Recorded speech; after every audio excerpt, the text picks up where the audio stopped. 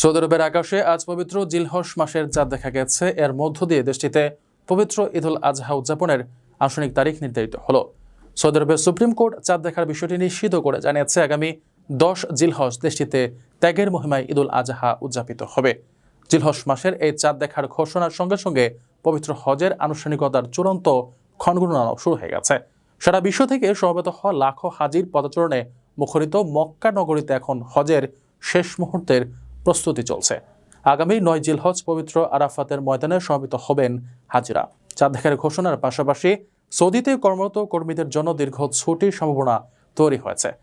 দেশটিতে পবিত্র হজ ও ঈদুল আজহা উপলক্ষে প্রতি বছরই লম্বা সরকারি ছুটি থাকে। এবারও সাপ্তাহিক ছুটির সঙ্গে ঈদের ছুটি যুক্ত হয়ে সরকারি ও বেসরকারি খাতের কর্মীরা বেশ বড় একটি ছুটি পেতে পারেন বলে স্থানীয় গণমাধ্যমগুলো আভাস দিচ্ছে।